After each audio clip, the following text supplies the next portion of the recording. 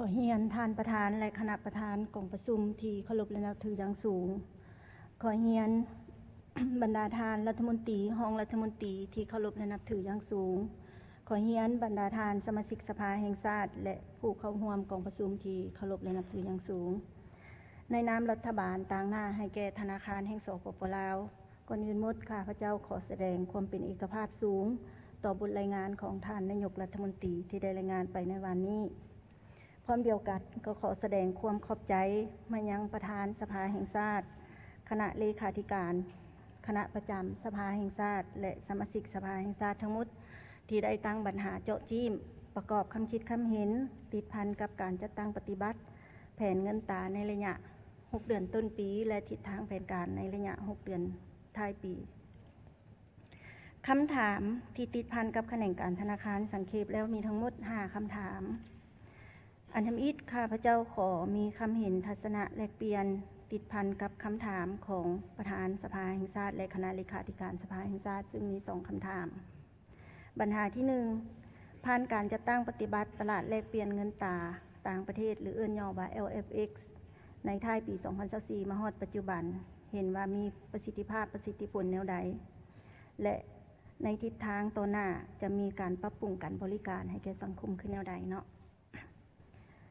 ตลาดแลกเปลี่ยนเงินตราดังกล่าวนี้สร้างตั้งขึ้นเดือนสิงหาปี 2024เป็นเวียกหนึ่งที่แก้ไขโจทย์เกี่ยวกับการแก้ไขปัญหาเงินเฟ้อและอัตราแลกเปลี่ยนผันผวนแรงในระยะนั้นเบื้องต้นในการเปิดให้บริการพวกเฮาให้บริการจันทร์ฮอดศุกร์ 9 โมงเช้าฮอด 2 โมงบ่ายวงเงินอนุมัติแมนค่าซื้อเนาะผู้ซื้อผู้หนึ่งบุคคลบ่เกิน 1,000 ดอลลาร์สหรัฐนิติบุคคลการจะตั้งบ่เกิน 50,000 ดอลลาร์สหรัฐส่วนค่าขายบ่ได้กำหนดเนาะแปลว่าอยากขายหลายเท่าใดก็ได้ตั้งแต่ต้นมาฮอดปัจจุบันมาฮอดเดือน3ปีนี้พวกเฮาได้ขยายเวลาการบริการและวงเงินขึ้นอีกจาก 2 โมงบ่ายเป็น 3 โมงบ่ายจึงปิดเนาะจันทร์ถึงศุกร์คือเก่าวงเงินก็เพิ่มขึ้นจาก 1,000 เป็น 2,000 ดอลลาร์สหรัฐสำหรับบุคคลเทียบเท่าและสำหรับนิติบุคคลการจัดตั้งแมน 75,000 ดอลลาร์สหรัฐต่อมื้อผ่านการจัดตั้งปฏิบัติพวกเฮาเห็นว่าอันที่1มูลค่าการเคลื่อนไหวอยู่ในตลาดแห่งนี้มันเพิ่มขึ้นต่อเนื่องคันนับตั้งแต่มื้อสร้างตั้งจนฮอดเดือน5ปี 2025นี่เห็นว่าคันไรเป็นเปอร์เซ็นต์มันเพิ่มขึ้นอยู่ในระดับ 718% เนาะปัจจุบันนี้มูลค่าซื้อขายในแต่ละวันประมาณ 45-50 ปลายต้นตื้อกี่ต่อวันแต่มูลค่าดังกล่าวหันคันเบิงอยู่ในระบบการแลกเปลี่ยนเงินตราทั้งหมดที่สอดคล้องระเบียบกฎหมายของพวกเฮามันกวมเอาเพียงแต่ 6-50% เท่านั้นบางวันก็ 6% บางวันก็ 10% แสดงว่าน้อยหลายไผเป็นผู้ประกอบการรายใหญ่ในการแลกเปลี่ยนเงินตรายังแม่นธนาคารธุรกิจที่กวมเอาอัตราส่วนอยู่ในแต่ละวันประมาณ 65% บ่ต่ำเนาะฉะนั้นมูลค่าในแต่ละวันเฮานี่คันตีเป็นเทียบเท่า US ดอลลาร์นี่